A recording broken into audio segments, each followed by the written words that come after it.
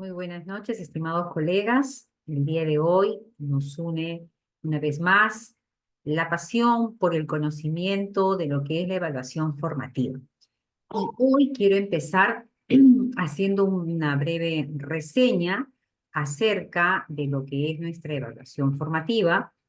Sin embargo, hablarles un poquito de la clase pasada. Bueno, hoy nuestro tema es evaluación. ¿Qué se evalúa? Enseñanza-aprendizaje. Tenemos tres ítems dentro de lo que es la evaluación formativa y es necesario que ustedes estén pendientes, por favor, no duden en interrumpir levantando la mano, eso sí, para que no se escuchen las voces, levantando la mano y podamos ir participando en lo que vayamos conversando. Entonces, como primer punto, yo les traigo una imagen y a través del chat necesito que ustedes comiencen a pensar qué significado tiene este mensaje que les estoy colocando acá. La evaluación es un proceso y no un suceso. La evaluación siempre será un medio y nunca un fin. Entonces, a través del chat, por favor, les pido que empiecen a hacer los comentarios de lo que dice este mensaje. La evaluación es un proceso y no un suceso. La evaluación siempre será un medio y nunca un fin.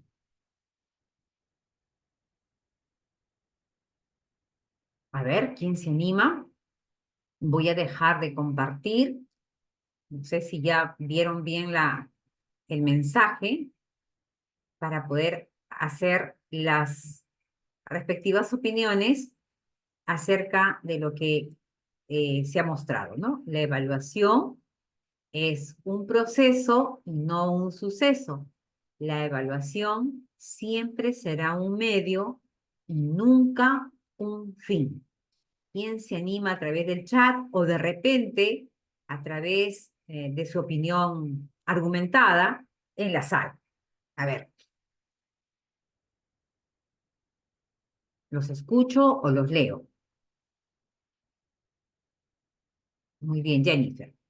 Estoy de acuerdo, ya que al evaluar es el medio, ya que al evaluar es el medio para ayudar a nuestros estudiantes a desarrollar las competencias, ya que evaluar es el medio para ayudar a nuestros estudiantes a desarrollar sus competencias.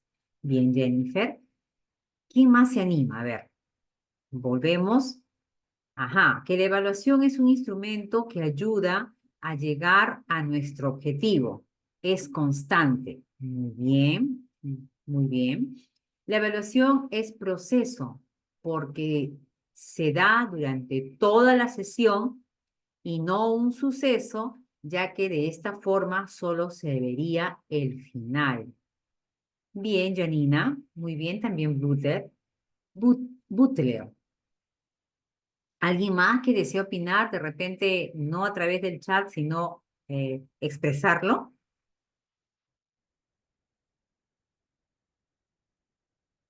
Bueno, entonces, con estas tres, la evaluación es el medio para ayudar a nuestros estudiantes a desarrollar sus competencias, es un instrumento, ¿no? Que nos va a ayudar a realizar el objetivo, es constante, es permanente, proceso porque se da durante toda la sesión, bien, y no un suceso porque no solamente es al final. Perfecto. Con esas tres participaciones que hemos tenido dentro de lo que es el chat, vamos a continuar nuestra sesión. ¿Qué es la evaluación formativa? ¿No? ¿Dónde encontramos? Voy a hacer un breve repaso porque me escribieron diciendo que sería bueno que repasemos lo que al final vamos a evaluar también, porque vamos a evaluar qué tanto he captado de todo este curso, ¿no? O sea, una evaluación, también tengamos una evaluación final.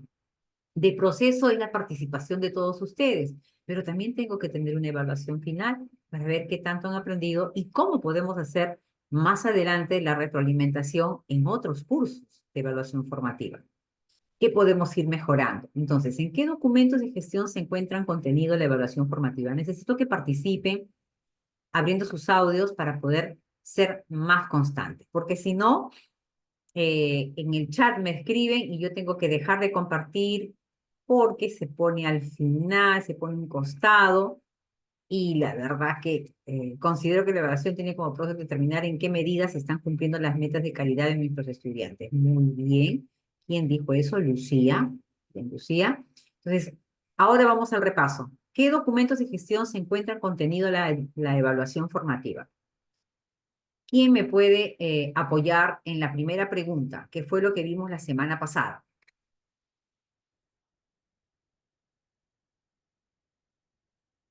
Kelly,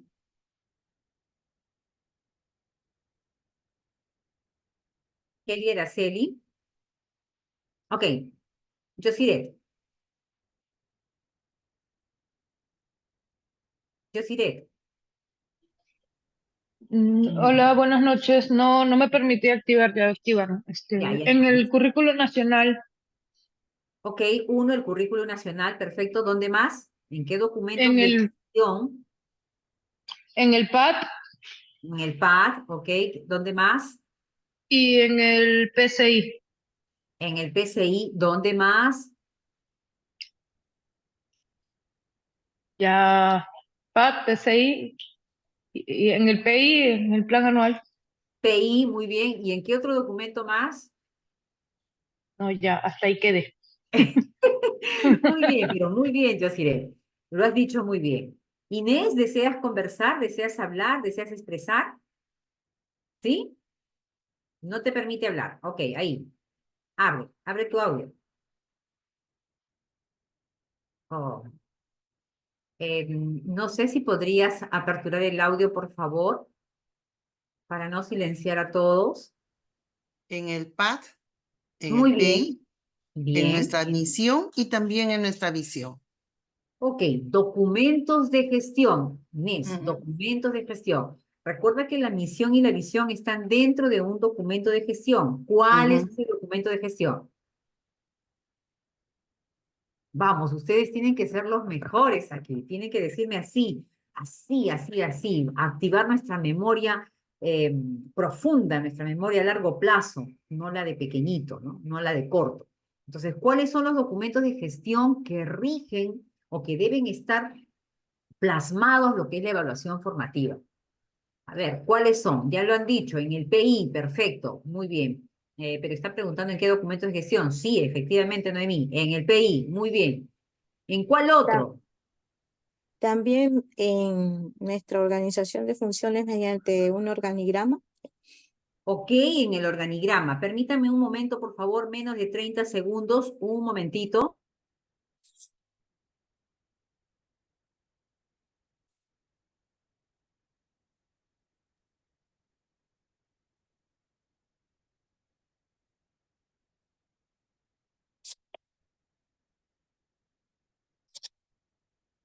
Listo, ahora sí. Ok, sí, en el organigrama que es en el CAP, ¿no? Mejor dicho, en el organigrama que está en el PI también, en el PCI, Noemí, perfecto. Ya vamos dos documentos de gestión, PI, PCI. Ya nos ha dicho Yosiret también que en el PAD, perfecto. Me falta uno.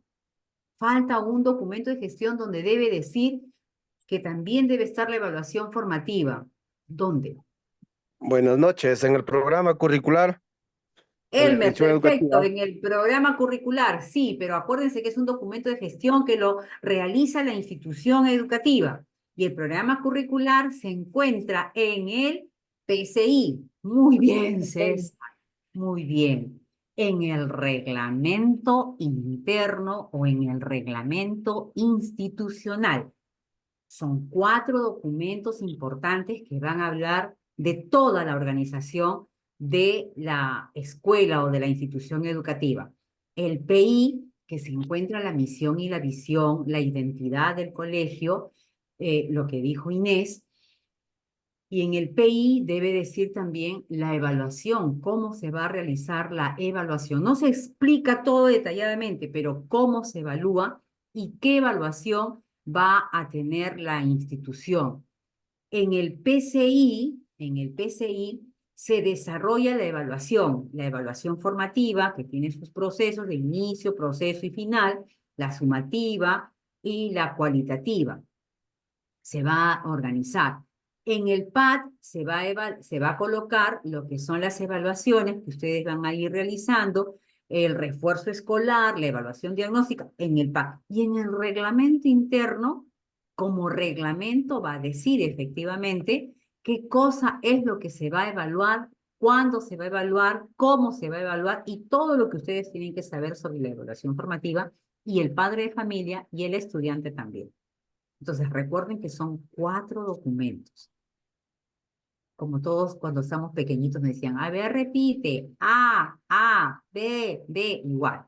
PI, PCI, PAD y el reglamento interno. ¿Bien? Entonces, recuérdenlo que siempre debe estar en esos 4 documentos. De manera breve, a ver, expresen cuáles son las diferencias de la evaluación antigua y la evaluación formativa con 1 o 2 palabras. Muy bien, Lucía. Di. Buenas noches. Bueno, la evaluación antigua o tradicional, por así decirlo, más que todo considero que se caracteriza como un enfoque de los resultados, ¿no? De los estudiantes, pero la evaluación formativa en la cual nosotros como docentes nos debemos basar se ocupa más en el proceso mediante pues el cual el estudiante adquiere conocimientos. Eso. Ya, Lucía, muy bien. Sí, el estudiante adquiere conocimientos, pero más que los conocimientos, está enfocado en, a ver, anteriormente se evaluaba el resultado y ahora se evalúa principalmente el proceso. Muy bien. Lucero, ¿qué deseas que repita? Noches. ¿Perdón? Buenas noches. Buenas noches, Luther. Para opinar, Sí, claro, por supuesto. bueno, una de las cosas que eh, tenemos que resaltar de la educación antigua es que el maestro, ¿no? Pero ahora esa es la educación tradicional, ahora el centro de atención netamente es nuestros estudiantes. Es una de las cosas que diferencian, ¿no? Muy bien, muy bien. Entonces, lo que evaluamos son competencias, capacidades, habilidades, destrezas, más que los contenidos. Noemí. Maestra, muy buenas noches. Buenas noches con todos. Oye, Bueno, ya la diferencia que yo quizás puedo encontrar es que antes la evaluación estaba centrada en el docente, ¿no? En lo que el docente quería lograr. Y ahora pues, la evaluación está centrada en el estudiante, ¿no? En lo que queremos que el estudiante logre. Por otro lado, también la evaluación era punitiva, es decir, era una evaluación para desaprobarlo o aprobarlo al estudiante. Hoy nuestra evaluación es formativa, decir, mira, pues, cuánto en los logros, ¿no? Alcanzados por los estudiantes, las necesidades que aún se evidencian, y obviamente es un punto de partida para poder seguir afianzando, fortaleciendo, ¿no? Aquello que el estudiante necesita. Es también de una u otra forma, antes era una evaluación más sancionadora, ¿no? Sancionadora, pues calificamos con notas 10, 0,5, 0,8, 20, del 0 al 20, ¿no? Hoy es una evaluación más, digamos que mira el aspecto más cualitativo. Además, tenemos una forma diferente de, digamos, de evaluar o de calificar, por así decirlo, ¿no? Entonces, creo que son aspectos muy puntuales, ¿no? Y la diferencia es bastante evidente. Gracias, maestra. muy bien, Noemí, perfecto. Rosa.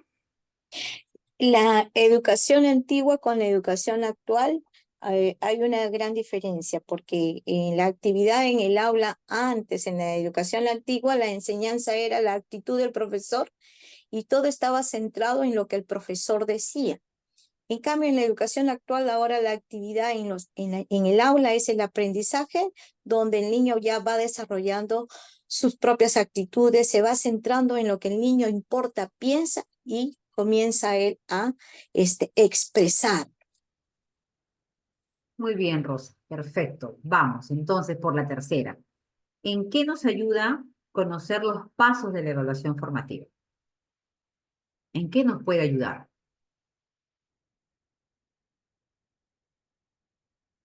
A ver, ¿en qué nos ayuda conocer los pasos de la evaluación formativa? ¿Para qué me ayuda saber que la evaluación formativa tiene determinados momentos o pasos para poder evaluar al estudiante? ¿En qué me puede ayudar? Maestra, perdón, quizás para tomar mejores decisiones, ¿no? Para tomar decisiones pertinentes. Eh, Eso, yo por lo menos eso, en eso me centro. Ujú. Muy Para bien, mirar constantemente. Ujú. Sí, sí, cómo va decisiones el pertinentes. estudiante y sí, ujú, sí. Muy bien, muy bien. Saber evaluar correctamente, muy bien. Me ayuda para saber evaluar correctamente. Ok, vamos a pasar, porque esto es un repaso de la clase pasada, ¿eh? Entonces, las respuestas están acá. Las respuestas de la primera pregunta, los documentos de gestión, son el PI, el PAD, el PCI, el reglamento interno, o reglamento interno, PCI, PAD y el PI. Reglamento interno o reglamento institucional, proyecto curricular institucional, plan anual de trabajo, proyecto educativo institucional. Las diferencias de la evaluación antigua y la evaluación formativa, lo que ustedes han mencionado, ¿no? Antes era punitivo, hoy resalta al estudiante. Antes era buscar simplemente los primeros lugares, hoy aprendemos de que todos aprenden de diferente manera. ¿Cuáles son los pasos de la evaluación formativa? Primero, anticipar las evidencias que deseo obtener de la planificación didáctica que vamos a realizar durante el proceso de evaluación, detectar los aprendizajes logrados y también los que faltan por mejorar, y proporcionar una retroalimentación tanto a estudiantes como al docente o al profesor. Muy bien, la toma de decisiones al final, ¿no? Tomo decisiones en base a los pasos que están ahí. Muy bien, y aquí les he puesto dos imágenes, pero hay más, ¿no es cierto? Porque nosotros somos paneros, la gran mayoría de los limeños o peruanos comen pan. Han sustituido lo que es el mote de la sierra con su quesito por el pan. Entonces, le he puesto dos tipos de panes y hay más. ¿Cuál es el pan de tu preferencia? ¿Cuál es el pan de tu preferencia? De esas dos imágenes, por ejemplo, de las que están aquí, de estas dos imágenes. ¿Cuál sería el pan de tu preferencia? Muy bien, aquí tienen que estar todos. Aquí empiecen ahí, poner pan francés, muy bien. Solamente tengo a una persona que ha puesto. ¿Cuál es el pan de tu El preferencia? ¿Pan francés, francés? el Es el pan francés? Francés. El francés, no el carioquita o el baguetito, el chabata, ya, muy bien, ya pusieron el chabata. Ya. Ok, de repente me van a poner ahí el caracol, el pan coliza, ¿no? El pan chirimoya, el pan calientitos con mantequilla. Qué agradable, ¿no? Con un poquito de mantequilla, de repente mermelada. Muy bien. El de chirimoya, el canilla. Yo les dije de las imágenes que estaban aquí. Y ahora les voy a poner otros pancitos. ¿Cuál es el pan de tu preferencia? De las imágenes que les estoy colocando, de las imágenes que les estoy colocando, porque hay un El montón. bollito. ¿El cual? El bollito, el de la izquierda. El de la izquierda. el guagua, Ese El significa guagua. la chaplita, guaga, chapla. la Un pan guagua. chapla, ya. El aguagua o el guagua, ¿no? La guagua La mayormente, la guagua. guagua, el caballo, ¿no? Lo que suelen hacer ese pan dulce, ¿no? En la sierra. No podría elegir, no los he probado. Oh, te invito a probar el pan chapla, sin levadura, y la guagua, un pan muy rico de la serranía de nosotros, ¿no? El pan chapla. El pan de agua, también conocido, muy bien. Ambos, ya, perfecto. Miren ustedes, ¿ah? Yo les puse una imagen, ¿cuál es el pan de tu preferencia? Muchos me dijeron el francés, acá no hay ciabatta, ya el francés, tampoco hay chirimoya. Era el ciabatta y el baguetito, ¿no? El baguette, tipo baguette. Y luego les pongo otra que son de la sierra, ¿no? Y ahora les pongo otra más. ¿Y cómo voy a usar el pan? Y por ahí me dijeron pan con mantequilla, calientito. ¿Cómo voy a usar el pan? ¿Cómo se usa el pan? ¿Para qué se usa el pan? A ver, ¿para qué se usa el pan? Sí, riquísimo. Para, ¿Para qué A ver, dime. para un rico desayuno. Muy bien, lo voy a usar para un rico desayuno. ¿Con A mí qué? me gusta como guarnición, ¿ah? Con la sopita, a mí me gusta comer mi pancito. Ajá, muy bien. Hay algunos que les gusta con el tallarín. Hay otros que les gusta con el caucao, como guarnición. El pan A con mí me gusta con chicharrón. el arroz con pollo, profe. El arroz con pollo con su arrocito. Muy bien, para contener un relleno, ¿no? Muy bien, El para pan, poner. el pan lo usamos a diario porque con ello contamos una buena salud, porque nos da un nivel de energía a diario. Y el que Mm, desayuna, aunque sea su pancito con su tecito, ya sale un poquito con más energía para trabajar o estudiar. así es, con todo es rico, me ponen por ahí, ¿no? Miren, ¿cómo voy a usar el pan? Entonces, primero les había dicho En mi ají de gallina. en el ají de gallina, Lo ¿ya voy a ves? licuar. Ajá. ¿Cuál es el pan de tu preferencia? Ustedes eligieron, les seguía preguntando, ¿no? ¿Cuál es el pan? ¿Cómo voy a usar el pan? Ya por aquí me han dicho en el lonchecito, en el desayuno, como guarnición para el almuerzo, en el ají de gallina, o de repente también lo voy a usar para hacer un budín. Muy bien. ¿Cómo voy a usar ese pan? De repente también lo voy a usar molido para poder hacer alguna croqueta. ¿Ok? Molido, molido también. ¿Cómo vamos a evaluar el pan que necesitamos? Miren que les estoy haciendo solamente con el pan. Lo evaluamos. Ujú. Y yo les hago algunas preguntas. ¿Para qué lo vamos a usar? ¿Cómo tiene que ser su aspecto? ¿Cuáles serán las características necesarias para lo que vamos a utilizar? ¿Qué más debemos tomar en cuenta? ¿Podemos usar el pan de otra manera? Miren las En las preguntas. comidas. En las Ujú. comidas, claro, el pan lo usamos en las comidas, en el Ok. desayuno, en las comidas, tomar un lonchecito en las tardes, a hora de frío, también. También para hacer torta de pan, profe. Ajá, pero se dan cuenta, quiero Pero va a hacer depender, Un va a budín, depender. un para budín. un budín, un No. budín. Yo lo que quiero Decía, es que ustedes, más allá de lo que me puedan decir, es que vayan analizando la analogía que estoy haciendo. claro. Bien, Yo decía que va a depender de la finalidad, es decir, las características o los criterios que voy a tomar en cuenta del pan que deseo según lo que deseo hacer o preparar con ello, ¿no? exacto. Por eso les pregunto, ¿cómo vamos a evaluar el pan que necesito? Si necesito hacer un sándwich, un triple, voy a utilizar, ¿qué pan? ¿El pan francés? ¿Pan Sí, No, ciabatta? no. ¿El pan no, guagua? no.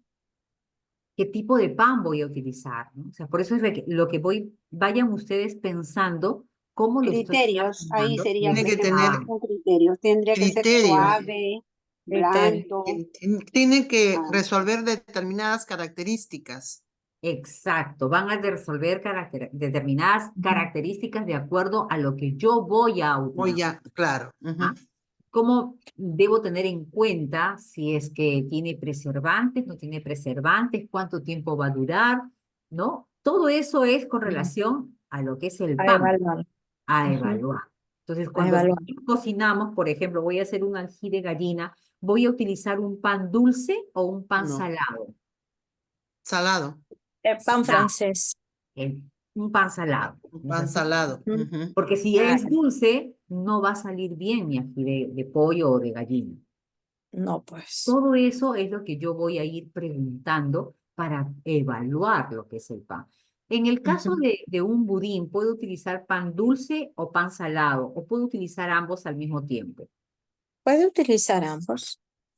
Puede Sí, utilizar ambos, ambos. cualquiera de Sí, los dos, porque el claro. budín va a ser Es dulce exacto, es dulce, y el pan salado también entra ahí. también. En el salado le echo azúcar y en el dulce no.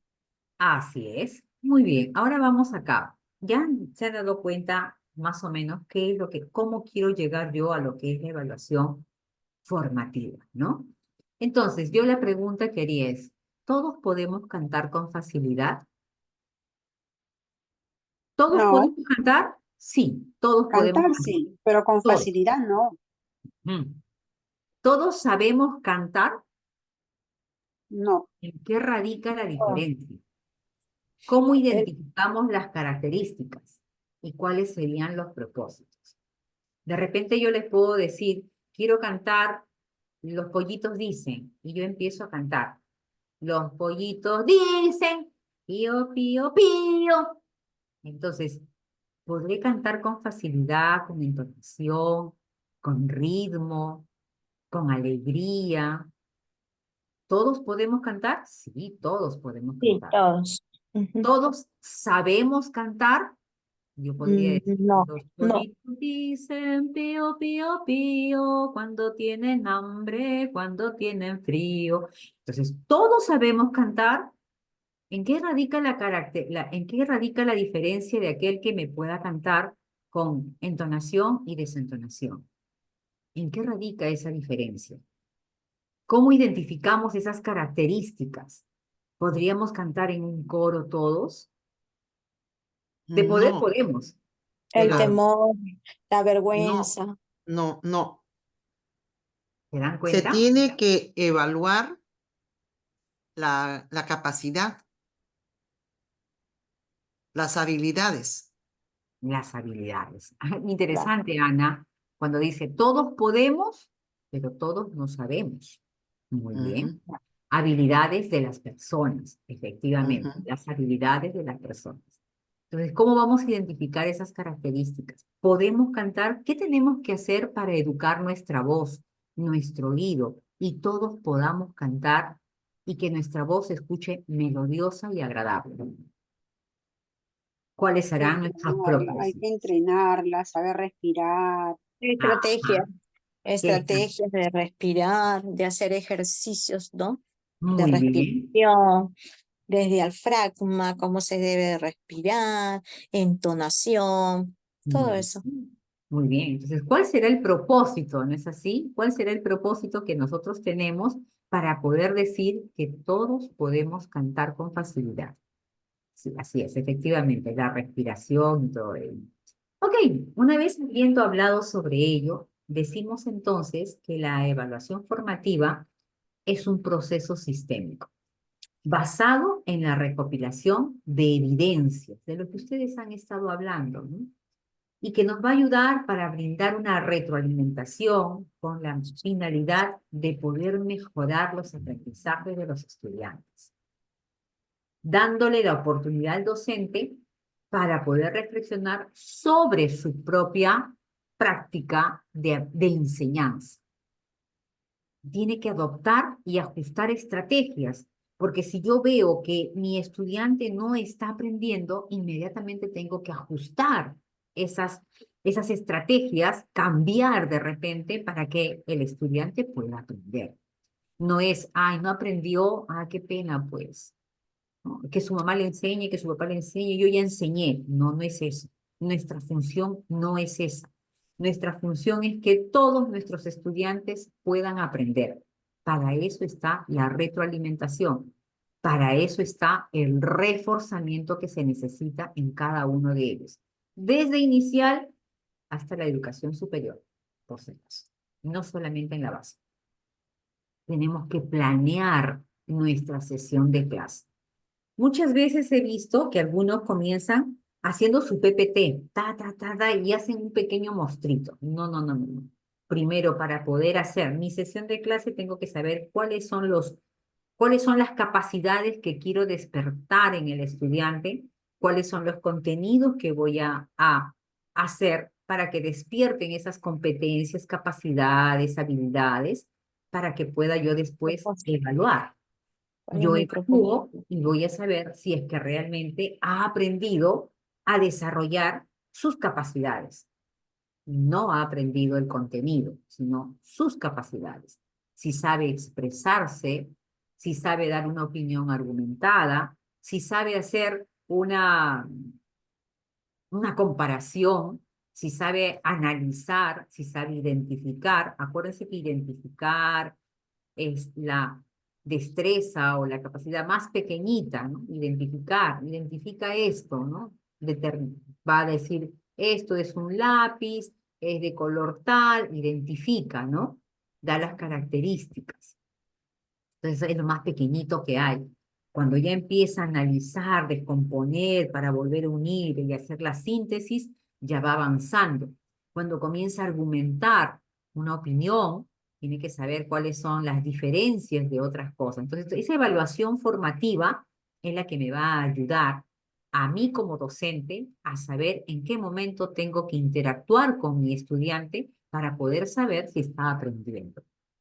La evaluación se va a centrar, como lo hemos visto, en los procesos, y ustedes también lo han mencionado, no en los resultados, no en si el evaluación si tiene 0 o tiene 20, si tiene C o si tiene AD, no en los resultados, no en los resultados como tal, sino en el proceso para poder ir sabiendo cómo el estudiante está aprendiendo, cómo la persona está aprendiendo.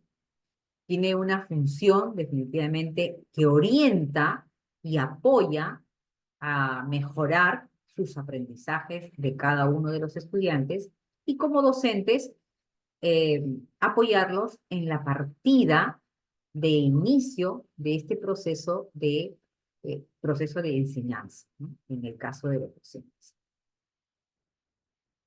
Vemos que la evaluación formativa entonces tiene el foco, la mira, la proyección en la mejora continua. ¿Y qué cosa es la mejora continua? ¿Me puedes alguien explicar qué es la mejora continua?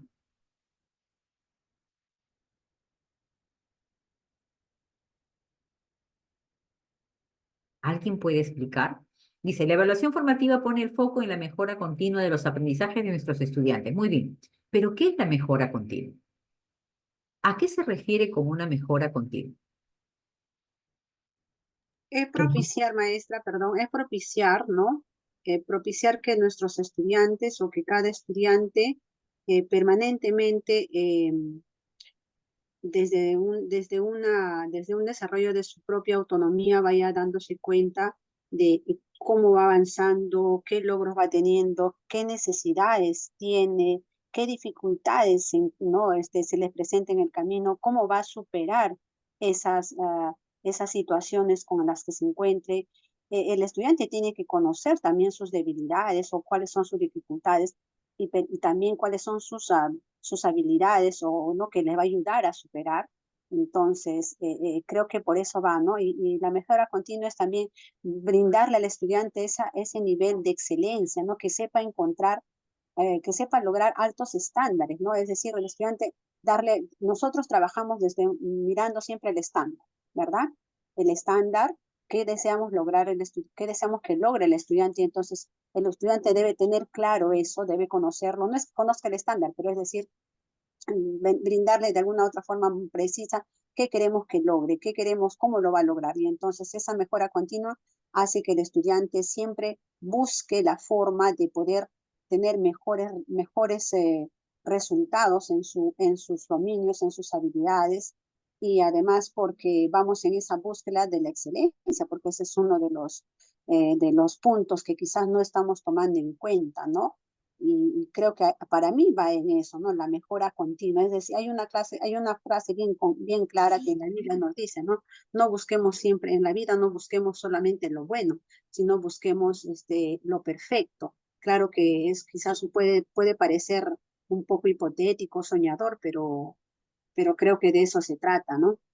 Porque de eso se trata. No es ser perfeccionista, pero querer hacer siempre las cosas de la mejor manera. Y creo que nuestros estudiantes queremos que ellos logren, ¿no? Sus metas, sus propósitos, sus sueños, ¿no? Ok, Gracias. muy bien, muchísimas gracias, Noelia. ¿Levantaste la mano? Sí. Sí, yo creo que ese proceso continuo de la evaluación se refiere al proceso o a la capacidad, son a las oportunidades que le damos a los estudiantes de ellos descubrir las habilidades, las diferentes habilidades que tienen para que así puedan cumplir con o desarrollar las capacidades y competencias de la educación. Muy bien, muy bien. Me han hablado sobre desarrollo, me han hablado sobre progresar, pero me gustaría, a ver, César, antes, es lograr que los estudiantes progresivamente vayan superando sus dificultades. Muy bien. Muestren mejores desempeños en los que están aprendiendo. Para ello es indispensable una adecuada retroalimentación. Bien. Claro que sí. O sea, fijándonos un estándar, como lo dijo Noemí, viendo sobre sus propios procesos, ¿no? Acuérdense que la mejora continua es un proceso en el cual tiene un inicio, que es un diagnóstico, y que va a ir avanzando, y como lo han dicho ustedes mismos, se va a ir retroalimentando. Sin embargo, este proceso de mejora continua tiene que ver efectivamente con la autoevaluación que se hace cada uno. La evaluación formativa, dice, pone el foco en la mejora continua de los aprendizajes de nuestros estudiantes. Entonces, el estudiante tiene que autoevaluarse para poder saber cómo está aprendiendo él mismo, y más adelante vamos a ver lo que es la metacognición, ¿no? Entonces, tiene que evaluarse para poder saber cómo aprende él mismo, y el docente también tiene que evaluarse para saber cómo enseña, para poder decir que está mejorando los aprendizajes de los estudiantes. Ustedes saben, mejora la perseverancia, sus destrezas, autoconfianza, los valores colectivos. Bien. Ustedes saben que todo el Perú ha iniciado en el mes de marzo y abril, se dio lo que es la prueba diagnóstica a nivel, todas las UGELs, a nivel Perú, para poder saber cómo están nuestros estudiantes. Y es sorprendente los resultados que muestra el Ministerio de Educación a través de la DREL o a través de las UGELs, de cómo están nuestros estudiantes en cuanto al inicio de un nuevo proceso escolar. Se supone que el estudiante termina con competencias, con capacidades, con destrezas, habilidades del nivel, definitivamente. Pero cuando se va a ver la evaluación, no llegan al porcentaje ni siquiera del 50% de una capacidad o una competencia, y mucho menos de un estándar. Entonces, ¿cómo estamos enseñando y cómo están aprendiendo nuestros estudiantes? ¿Seguimos entonces enseñando conocimientos y no estamos enseñando competencias, capacidades? Eso es lo que tenemos que cambiar nosotros los docentes. La mejora continua empieza con el proceso de autoevaluación en cada uno de nosotros.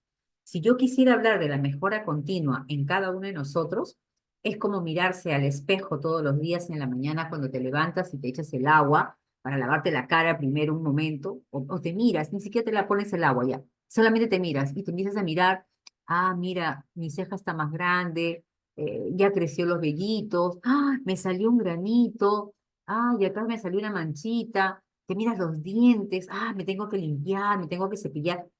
¿Qué es lo que estás haciendo? Un proceso de reconocimiento, de autoevaluación. Y empiezas de repente diciendo que necesitas, pues ahora sí, tu ducha y todo lo demás. Las mujeres, tanto las mujeres como los hombres hoy en día, se echan su ácido hialurónico, se echan su crema para la piel, ¿no? Crema para las manchas, te pones no sé, un bloqueador y empiezas a tratar tu cutis. Y estás evaluándote. Y no es solamente un día, te vas al día siguiente, al otro día y al otro día, y vas a ir viendo la mejora en tu rostro. Si tú lo haces en tu rostro, imagínate en los procesos de enseñanza y de aprendizaje o de aprendizaje-enseñanza, que es lo que deberíamos realizar todos los días. ¿Cómo estoy aprendiendo? ¿Cómo estoy enseñando? Esa parte de la mejora continua de nuestros estudiantes genera información que permite conocer qué está logrando y también permite saber cuáles son esas dificultades que tienen para poder seguir desarrollando las competencias que los estudiantes necesitan tener para la edad que están cursando. A diferencia, definitivamente, de la evaluación tradicional, que solamente se centraba en calificar la nota final.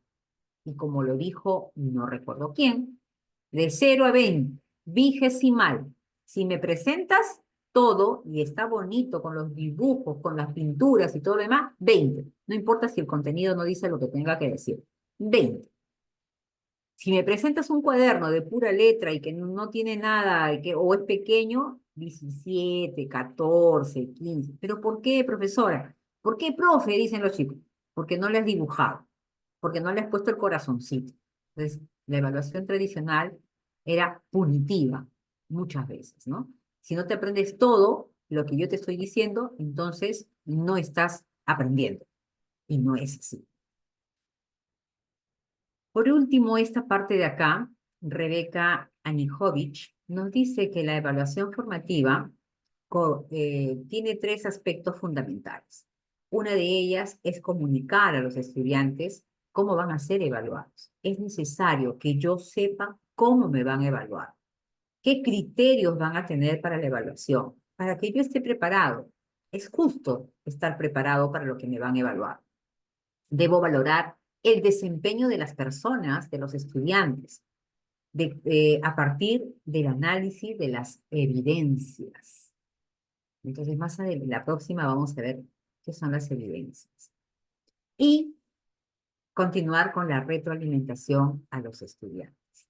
Entonces, la evaluación formativa tiene que ser flexible, adecuada y accesible. Y no lo dice Silvia Sarmiento, lo dice la resolución viceministerial 094, que sigue vigente y que ha cambiado en algunas cosas con la nueva modificatoria que hay en la resolución, que lo vamos a ver también más adelante. Entonces, cuando hablamos de que la evaluación es flexible, es adecuada y es accesible, estoy preguntando, ¿qué espero que logre? ¿Qué sabe hacer o qué ha aprendido? ¿Y qué debe hacer para seguir aprendiendo? El ¿qué esperas que logre? Tiene que ser un proceso continuo durante todo el periodo lectivo. Muy bien. ¿Qué sabe hacer o qué ha aprendido? La finalidad de mejorar sus procesos de aprendizaje y de desarrollo de competencias a través de lo que es la retroalimentación, que es lo que hemos visto una diapositiva antes. ¿Y qué debe seguir aprendiendo? Debe realizar criterios elaborados por el docente, tomando en cuenta los niveles de desarrollo de las competencias de los estudiantes. ¿Qué debe hacer para seguir aprendiendo? Desarrollar criterios. Y esos criterios están relacionados con lo que el docente le va a entregar. Muy bien. ¿Cuáles son los principios esenciales en la evaluación de las competencias? Tenemos acá 5 grandes principios. Uno de ellos es un proceso metacognitivo. El otro, con criterios pertinentes. Articulado lo cualitativo y lo cuantitativo. Que tenga una evaluación centrada en los aspectos esenciales del aprendizaje. La retroalimentación tiene que motivar al mejoramiento continuo, a ser mejor cada día. Y por último, la evaluación es intersubjetiva, dialógica y tiene control de calidad. ¿Se acuerdan del pan? No le vamos a echar cualquier pan, dependiendo del propósito de lo que queramos hacer. ¿Cuáles son los ámbitos esenciales de la evaluación en las competencias? Ámbito, fines y quién lo hace. En la docencia, determina los logros en el aprendizaje y dar apoyo. ¿Quién lo hace? El docente. En lo institucional, establece el grado de formación de las competencias. Tiene acceso o cuenta para efectos de la titulación, en el caso de la educación superior. Y eso lo hace el equipo de docentes en una institución educativa. El Centro de Evaluación Externo evalúa las competencias para determinar su posible certificación externa. ¿Y dónde vamos a conseguir ello? Cuando, por ejemplo, los estudiantes quieran certificar competencias en el CINEACE. Bien, entonces ahí podemos decir que hay una certificación externa, no de la institución, sino de un centro evaluador. Centros externos independientes, quienes van a evaluar si soy una persona competente en lo que yo he desarrollado. El Estado oficialmente evalúa la calidad de la formación del Estado o del país. Y en este caso, el Estado o contratados por centros del Estado o contratados por el Estado. Y la organización o empresa determina el grado de idoneidad de los integrantes de una organización. Quien lo hace es el área de gestión del talento humano. En otras palabras, de recursos humanos, ¿no? Cuando hablamos de una institución. Enfoque de las competencias. ¿Qué es lo primero a tener en cuenta para evaluar las competencias? Lo primero que tengo que saber es que es funcionalista, es conductual o también organizacional, es constructivista y es complejo. Entonces, cuando yo hablo del funcionalista, enfatiza en actividades y tareas, ¿no? Epistemología del funcionalismo. Cuando yo hablo de la conductual o lo organizacional, el registro de comportamientos. Epistemología empírica, analítica y neopositivista. Cuando yo hablo del constructivismo, hablo de los procesos laborales, la epistemología del constructivismo. Y cuando decimos que es complejo, es el análisis de problemas. Pensamiento complejo, en este caso, la persona.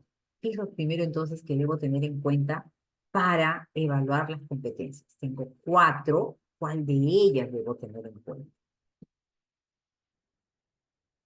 En la evaluación formativa en el Perú tenemos el currículum nacional, que tiene un enfoque formativo. Este enfoque formativo tiene aristas.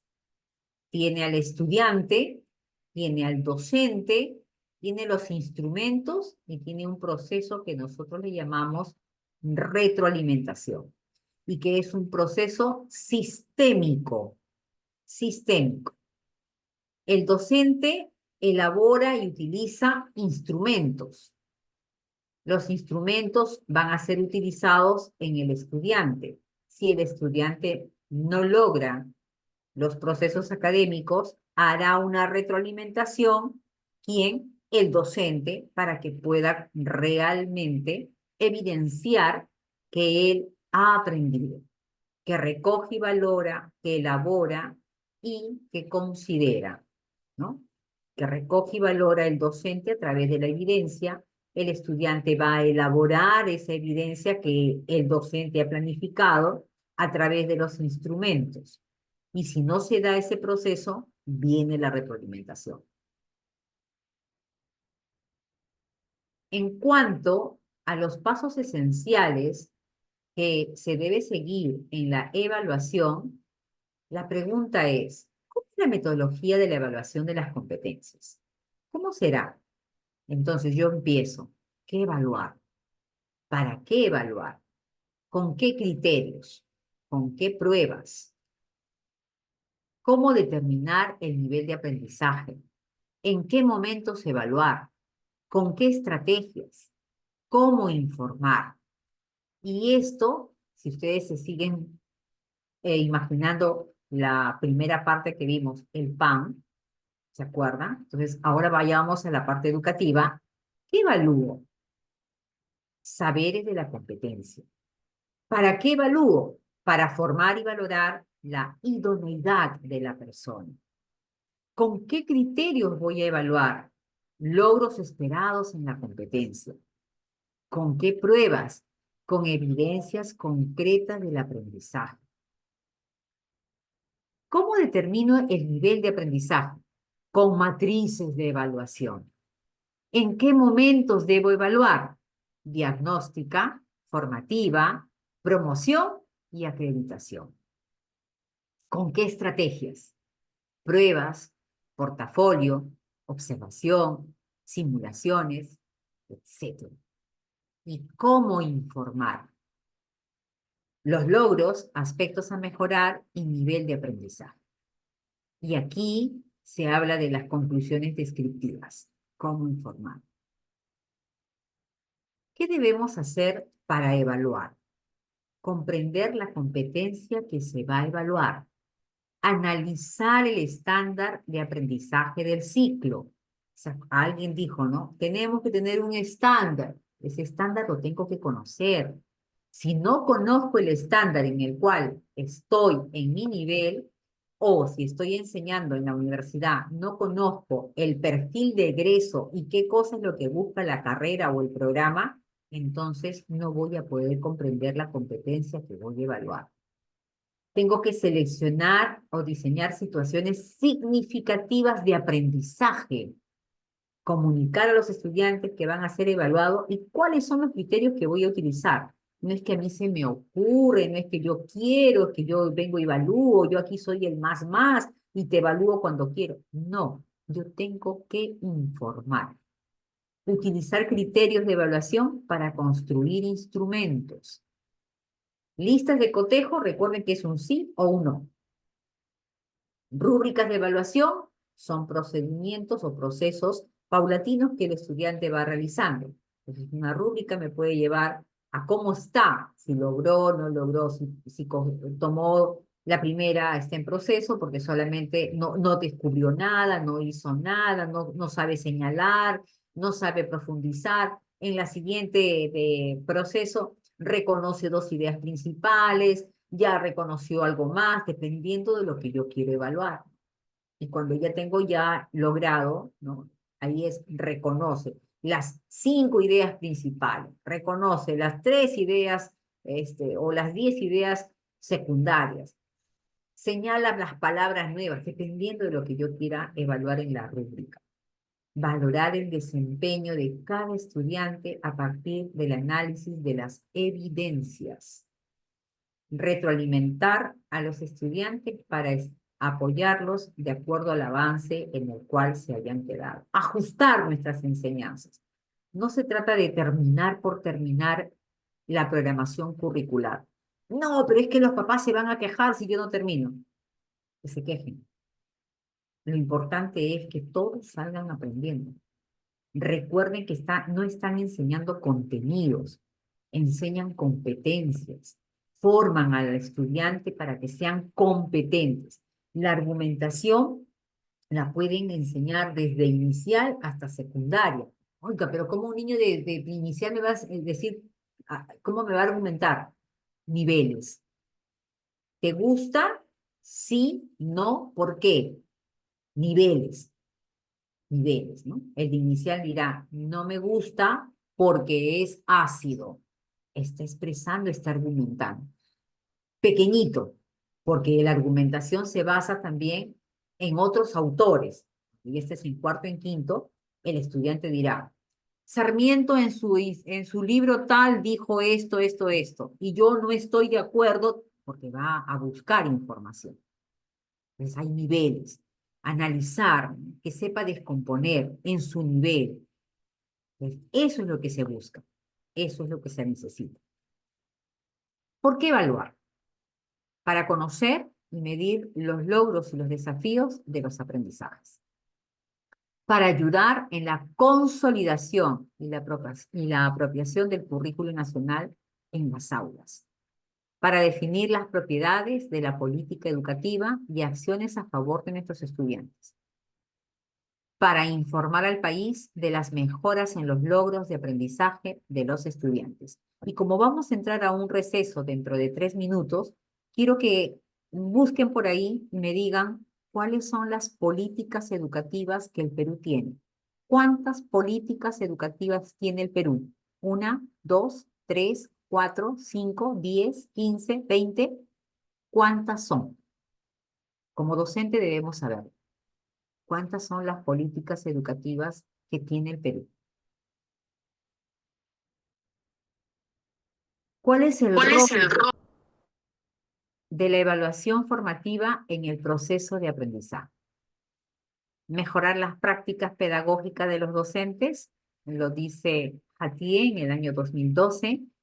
La mejora de los aprendizajes, particularmente en los estudiantes que necesitan mayor apoyo de nosotros porque están en bajo rendimiento, lo dice Dunn y Bulmerón en el año 2009.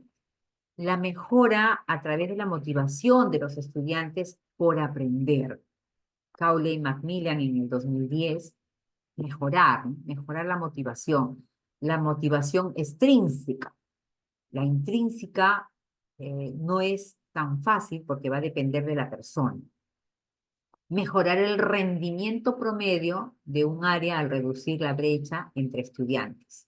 Mejorar ese rendimiento, que no sea tan abismal, que no haya más del 50% en C y solamente un 10% en A, en 1% en AD casi el 30 y tantos por ciento o 40% en B, en proceso, ¿no? O sea, el 50% que no logra entender, mejorar su rendimiento en un promedio, de promedio en todas las áreas, para que se reduzca esa brecha de aprendizaje, ¿no?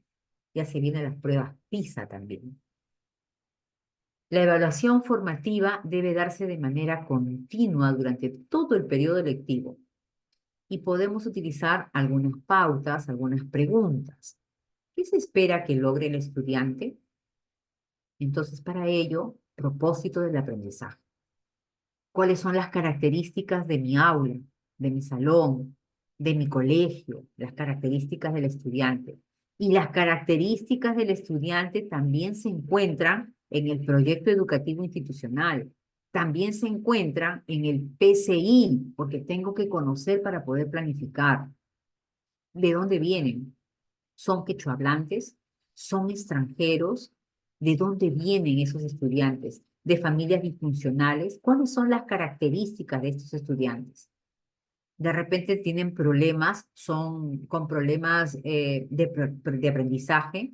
Tengo estudiantes NEE, o sea, tengo que saber cuáles son las características de mis estudiantes. No puedo entrar a ciegas a un aula simplemente a evaluar. No puedo. Comprensión del desarrollo de la competencia. Yo soy el que tengo que primero comprender la competencia. La vez pasada les preguntaba, ¿qué es analizar y qué cosa? ¿Cómo? ¿Qué conlleva? ¿Qué es comparar? ¿Qué conlleva? ¿Qué es argumentar? Yo tengo que conocer eso para poder decirle al estudiante que compare, que analice, que identifique. Si yo no conozco ni sé qué cosa es, entonces ¿cómo puedo estar pidiéndole algo que no sé yo, particularmente como docente? ¿Qué situación tiene que afrontar? A partir de todos del propósito, entonces el docente elabora criterios de evaluación para poder comprender o para que ellos puedan ser evaluados y comprender de manera tácita, de manera evidente, lo que me van a enseñar y lo que me van a evaluar. Muchas veces enseñamos una cosa y evaluamos completamente diferente.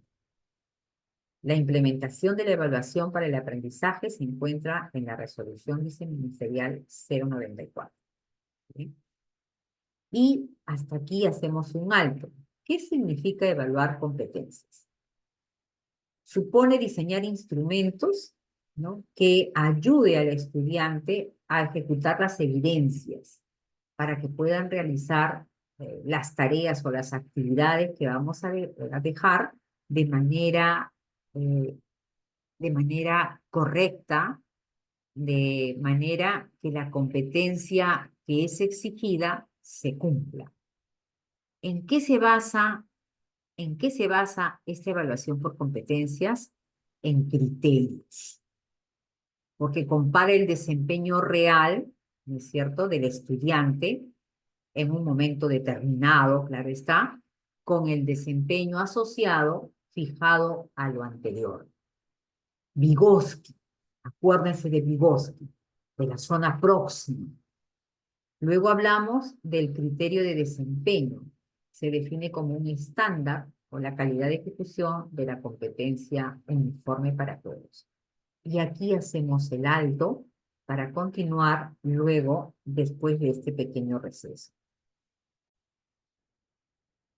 Bien, continuamos entonces con nuestra exposición, pero aquí quisiera pedirles a ustedes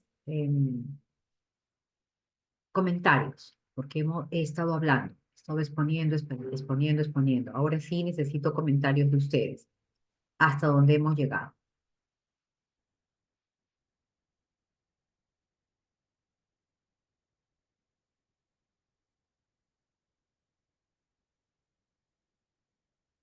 ¿Algún comentario?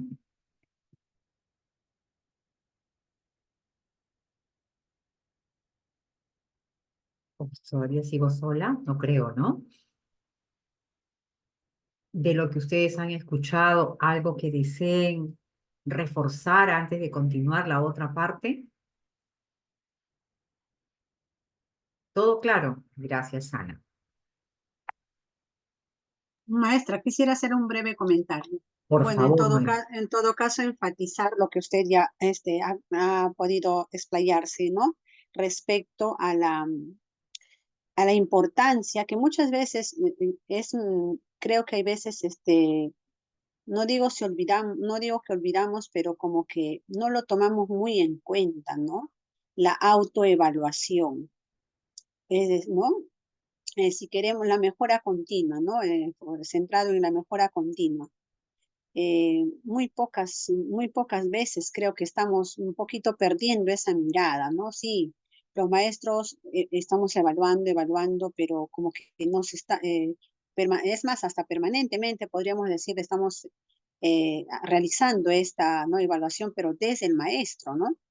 Y sí, con un carácter formativo, obviamente, pero quizás estamos dejando de lado o estamos olvidando que en este proceso tenemos que crear ese hábito, eh, esa cualidad, ¿no? Que el estudiante sepa autoevaluarse, ¿no? Que sea capaz de autoevaluarse y una autoevaluación digamos, sin miedo, sin temores, ¿no? Fruto de su propia autonomía, con cosas muy precisas, como usted ponía el ejemplo de una niña de inicial, ¿no? Un niño de inicial que cuando dice me gusta esto o no me gusta esto, también es una forma para incentivarlo a conocer de repente, ¿no? Cómo se evalúa él, ¿no? Respecto a una situación, ¿no? Entonces, yo creo que eso tendríamos, en mi caso, voy a tomarlo más en cuenta, ¿no? Porque quizás podría estar yo de repente perdiendo esa mirada, ¿no? Y obviamente la autoevaluación y también la coevaluación, porque son diferentes estrategias, ¿no? La meta-evaluación, en fin, entonces hay una serie de estrategias que nos ayudan mucho porque también vale mucho la mirada de los estudiantes, ¿no? Cuando en grupo, en equipo se autoevalúan, ¿no? Pero no porque los dejamos así que ellos ya se autoevalúen, sino porque hay criterios, hay un propósito que de repente en un día de clase, ¿no? Se ha lanzado y en función a ello los estudiantes se autoevalúan, pero también se coevalúan, ¿no? Entonces yo me quedo con ese aspecto porque quizás he notado que por ahí, en este tiempo, en este ya primer bimestre que hemos terminado, debo enfatizar más ello. En este bimestre me he centrado más yo en evaluarlos a los niños, obviamente, permanentemente. Sí hay esos espacios de autoevaluación, pero como que están pasando medio por agua tibia, ¿no? Lo digo así desde mis propias, ¿no? Para entenderme yo misma, ¿no? Con lo que quiero decir. Gracias, maestra. Muy bien, Noemí. Es necesario entonces conocer nosotros de dónde parte todo este proceso de evaluación formativa, porque a veces pensamos, quiero que me enseñen instrumentos, quiero que me enseñen cómo tengo que hacerlo, quiero que esto, pero a veces desconocemos la parte teórica que es fundamental en nosotros para poder entender realmente cómo tenemos que evaluar, cómo tenemos que planificar, cómo viene el estándar, cómo viene la capacidad, cómo viene el proceso, lo que yo quiero, el nivel de logro. Todo tiene que ir hilado, el desempeño, todo tiene que ir hilado. pero primero tengo que entender muy bien. Y nosotros hemos empezado con el currículum, con una breve historia del currículum, para que ustedes sepan cómo iba cambiando y cómo ha ido cambiando y en qué momento de repente nos hemos quedado nosotros también. Es necesario conocerlo para poder hablar de evaluación formativa. Si no, hablamos de evaluación formativa, pero hablamos por hablar, digamos, ¿no? Hablamos porque tenemos que decirlo, porque tenemos que hacer. Continuando con ello, vamos a decir entonces que existen algunos diferentes dominios de la evaluación, como considerar los conocimientos, las habilidades y los desempeños, las actitudes de los estudiantes en el logro de una competencia. Diferentes dominios. Esos dominios, recuerden que tienen que estar relacionados entonces a lo que quiero que aprenda, cómo quiero que él se adueñe de ese conocimiento a través de sus habilidades, y no solamente de las habilidades o de las capacidades o de las destrezas, sino que lo demuestre a través de sus actitudes, o sea, en otras palabras, de sus valores. ¿Bien? Contar con un buen número de evidencias. Pues para ello tengo que, igual considero los conocimientos, las habilidades, los desempeños, las actitudes y logros de una competencia. Siempre tengo que considerar ello. Entonces, saber diferenciar los dominios de la evaluación y contar con un número de evidencias que realmente van a reforzar si es que el estudiante está aprendiendo o no. ¿Qué ventajas presenta la evaluación de las competencias para la enseñanza y el aprendizaje? O para el aprendizaje y la enseñanza. Porque hoy en día no hablamos de enseñanza, hablamos de aprendizaje. Porque siempre dicen, el estudiante es el centro del aprendizaje. Entonces, si es el centro del aprendizaje, tendría que decir aprendizaje, enseñanza. Para la enseñanza, el profesor tiene que identificar las áreas, recuerden, de instrucción que necesitan mejoras. Miren la forma como se habla, de instrucción. El docente puede constatar las competencias logradas por los estudiantes a nivel personal y grupal. Hoy se habla mucho de una forma de trabajo en las aulas, que es el trabajo colaborativo, el trabajo más que cooperativo, el colaborativo. Aportar evidencias y evidencias de habilidades, de destrezas y de logros. Y para el proceso de aprendizaje se va a dar cuando el estudiante sabe claramente lo que espera recibir de ese proceso, ¿no? Sabe lo que espera recibir. Motivar al estudiante al saber cómo va a evaluarse su desempeño. Ayuda al estudiante a determinar su propio progreso y así identificar sus áreas fuertes y débiles. Y permite conocer qué competencias ha logrado. Entonces, la evaluación por competencias para la enseñanza y el aprendizaje sí tiene sus ventajas definitivamente. ¡Salud! Para evaluar por competencias es necesario, ¿qué cosa es necesario? ¿Qué debo saber para evaluar por competencias? Debo definir de manera rigurosa cuál es la competencia que se va a evaluar y cuáles son los criterios que tengo para poder juzgar luego la ejecución del desempeño. Entonces, ¿qué debe ser medido al evaluar las competencias? La evaluación del conocimiento de una competencia, la evaluación de las actitudes, el desempeño efectivo y la evaluación de las ejecuciones. Recuerden, evaluación del conocimiento de una competencia, cuando les digo recuerden es porque tienen que recordar que esto es lo que yo tengo que saber. Evaluación del conocimiento de una competencia, la evaluación de las actitudes, o sea, de su desempeño efectivo, si es responsable, si es una persona que apoya a sus demás compañeros, ¿no?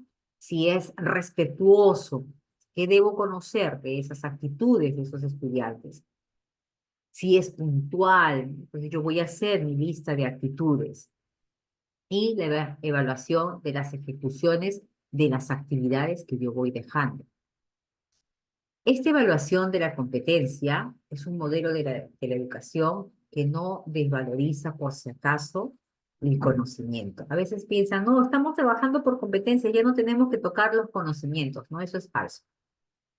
Tienes que tocar el conocimiento, pero no es lo principal ni lo primordial, pero tienes que tocar un conocimiento, porque si no, ¿qué desarrollas, no? Voy a desarrollar el análisis. ¿De qué? Analiza, pero ¿qué analizas? Tengo que analizar algún tipo de conocimiento. Tengo que saber utilizar de manera apropiada para poder saber aplicarla dentro de lo que me va a tocar. Yo les decía la semana pasada, la educación es un, la evaluación es un proceso, ¿no es así? Se educa para la vida. Yo les comentaba, ¿no? Que hay un lema que dice educar para la vida, como proceso, no educar para un momento de la vida. Los colegios que enfatizan mucho las áreas de matemática, porque quieren que ingresen sus estudiantes a las universidades, los famosos colegios, ah, ¿cómo le llaman? A ver quién me ayuda. Se me fue la idea. ¿Alguien me ayuda con Alcoar. Tipo academia, profesora. Muy bien. Tipo academia. ¿Cómo? Preuniversitarios. No digamos nombres, ¿ya? De los colegios, simplemente tipo preuniversitarios que enfatizan mucho el conocimiento y poco la destreza, habilidad o la competencia, porque quieren que se aprendan fórmulas y fórmulas y fórmulas. Entonces, tiene que ser apropiada para que se pueda aplicar en el proceso de su vida. La evaluación por el desempeño afectivo está formado por esas actitudes, esos sentimientos o comportamientos que va a tener el estudiante en base a sus valores como parte fundamental del aprendizaje. ¿De qué vale que el estudiante sea el número uno en conocimientos cuando como persona es cero a la izquierda? Y de eso estoy segura de que ustedes conocen muchísimo. El estudiante puede sacarse, vamos a decirlo en notas, ¿ya? 20, 20, 20, 20, 20, 20.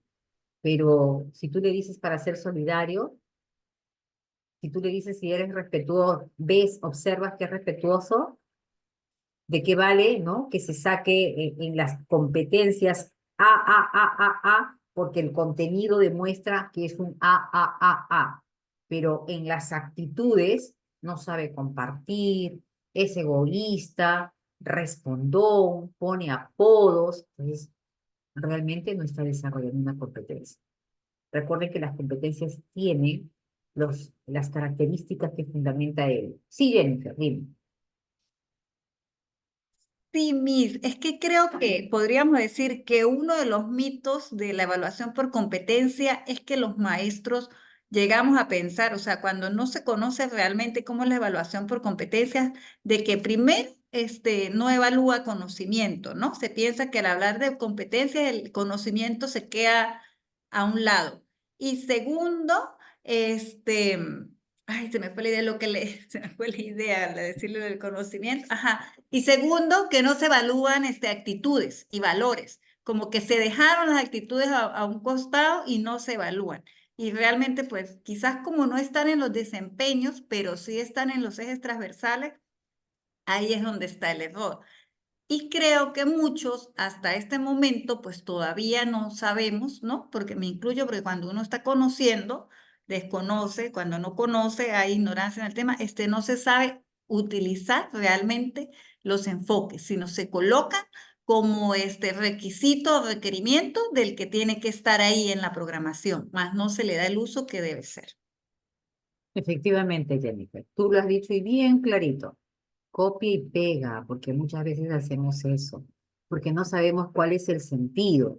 Por eso que le decía, es importante conocer la teoría para luego entender, esto es lo que tengo que evaluar, esto es lo que tengo que poner.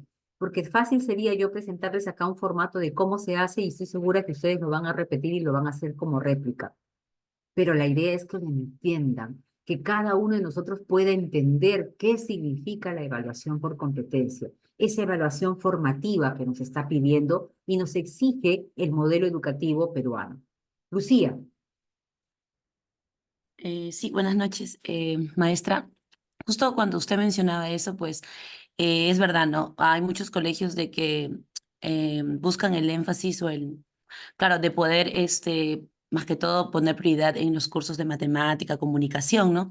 Claro, esos son cursos o áreas que de alguna otra manera ayuda al estudiante en su vida cotidiana, ¿no? A resolver problemas, etcétera, a comunicarse.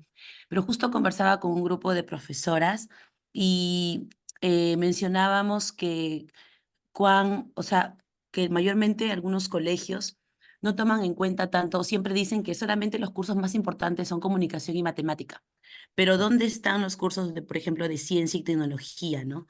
Que ayuda al estudiante a que pueda despertar la curiosidad, la creatividad, ¿no? O la observación, ¿no? La reflexión y el análisis también, ¿no? Y más que todo también, como usted menciona, el área de personal social, donde podemos estar formando estudiantes con muchos conocimientos, ¿no? Pero dónde está su desarrollo integral, ¿no? Los valores, que al final eso les va a ayudar como seres humanos más adelante, porque pueden tener muchos conocimientos, pero dónde están los valores que ellos pueden más adelante obtener como personas o como ciudadanos. Sí, es verdad, ya no se trabaja por cursos. Muchas gracias, Lucía. Son las áreas, ¿no? Nos hemos quedado de repente con la palabra cursos, porque es como nos enseñaron a nosotros, pero sabemos que son áreas.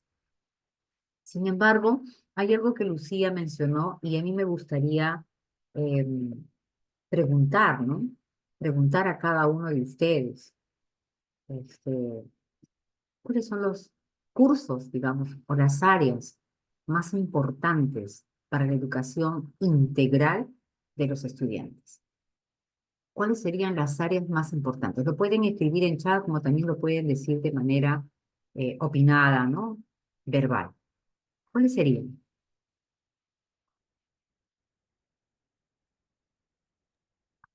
Así es, Buenas Leonardo. noches. Bueno, Buenas noches, dime. en realidad, ya con todo lo que estamos pues siendo capacitados, en realidad no tenemos que centrarnos en prioridades, en qué áreas, porque se supone que trabajamos por competencia y todas las competencias están arraigadas en todas esas áreas. Cuando vemos el perfil del egresado de secundaria, por ejemplo, observamos que todas estas deben ser cumplidas en quinto de secundaria. Por lo tanto, no, yo personalmente pues puedo hacer una inferencia que no existen en realidad áreas importantes, que todas son muy importantes, porque el estudiante tiende a pensar que matemática, y lo tienen en en un ranking, creo yo, y no nosotros, también los padres de familia, le dan más énfasis a la matemática, dejan de lado comunicación, y si hablamos pues de educación física, de arte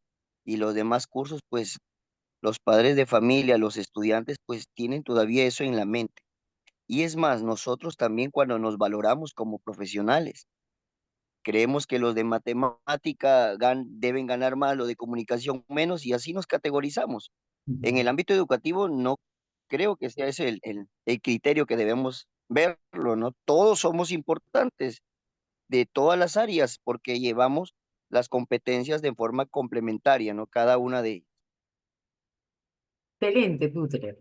Has dado, como dicen, en el clavo, has sido preciso.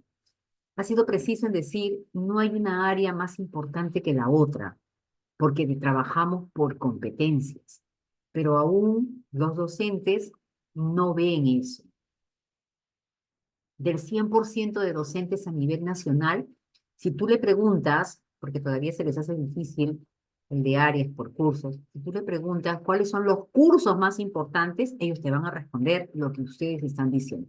Matemática, comunicación, de repente por ahí ciencia y tecnología, pero matemática y comunicación.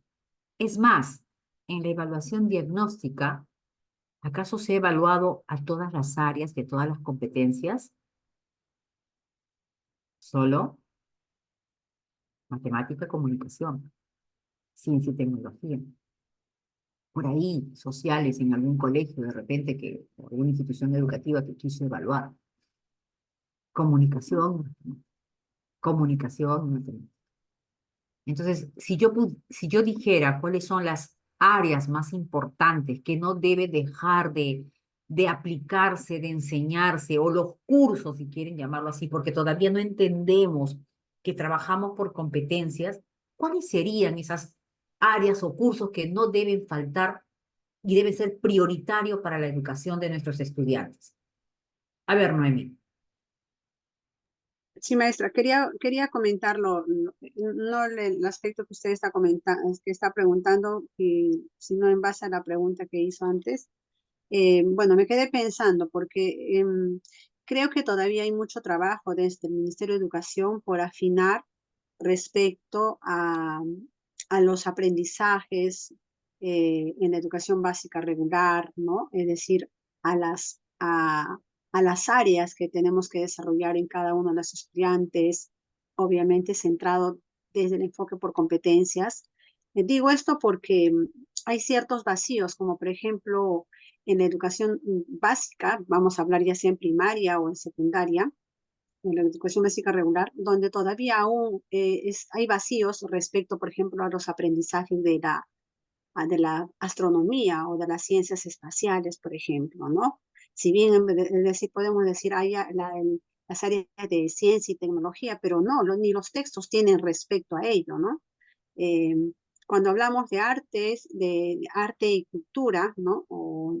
Eh, sí, el arte y cultura, digamos, tiene varios aspectos generales, ¿no? Dentro de lo que es toda la parte del arte, pero creo que todavía ahí hay algo por mejorar. Entonces yo pienso que también desde el Ministerio de Educación hay muchos aspectos que se tiene que mejorar porque no estamos logrando quizás un desarrollo integral en nuestros estudiantes, ¿no? Porque hay esos vacíos, ¿no? Lo decía esto porque si uno compara, por ejemplo, los currículos de los COAR con nuestra educación básica regular, ¿no? Si bien es cierto, los COAR están dentro de la educación básica regular, pero tienen un PSI o tienen un currículum con estándares más altos, por así decirlo, ¿no? Es más, por ejemplo, ahora existe un COAR de deporte y cultura, creo, ¿verdad? Centrado en las competencias de estudiantes con estos altos estándares, ¿no? Entonces, hay mucho, y obviamente hay mucho por hacer, hay un camino largo aún todavía por recorrer. Estaba haciendo la comparación con nuestro currículum y con lo que hoy, por ejemplo, tiene la nueva escuela mexicana.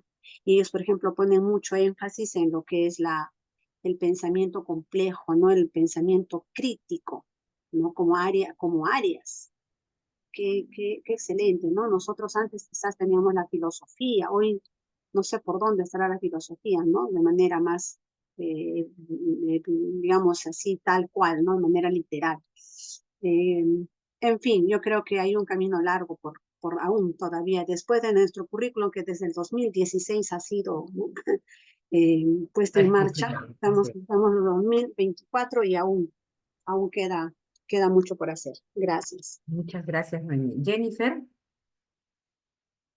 Yo de nuevo, yo considero que por todo lo que usted ha explicado, por competencias, todas serían importantes, ¿no? Sin embargo, a personal, a cómo está la sociedad actualmente y los chicos, yo creo que se le debería dar valor a personal social y ciencia.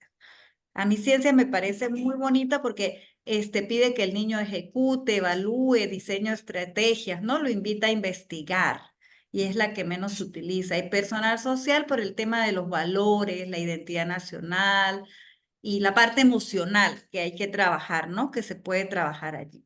Porque es comunicación y matemáticas, si miramos la evaluación por competencia como lo propone, como usted nos lo está explicando, pues comunicación y matemáticas siempre va a estar presente independientemente del área curricular que estemos usando, porque el niño siempre va a exponer, siempre va a argumentar, siempre va a escribir, siempre va a crear textos, ¿no?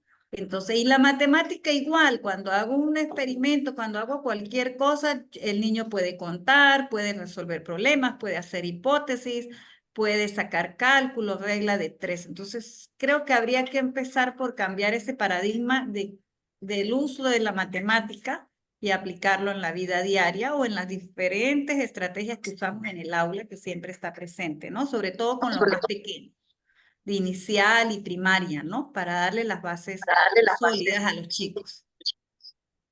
Ok, muchas gracias, Yanita. Bien, efectivamente, cuando yo les decía de las áreas, o las áreas o los cursos, ¿cuál creen ustedes que no debería dejar de enseñarse para que se hable de una educación integral, ¿no? Efectivamente, si hablamos de competencias, de una educación por competencia, todas las áreas son importantes, todas, porque en una tiene el pensamiento crítico, la otra tiene el pensamiento ejecutivo, ¿no? Entonces, me va a enseñar a desarrollar, otro tiene el pensamiento de espacio-tiempo, ¿no? Espacio-tiempo, pero no le damos importancia a las áreas que forman a la persona.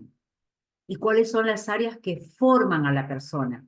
A la persona, como persona, no solamente en base a resolver, sino como persona, como esa persona que tiene afecto, que es empática.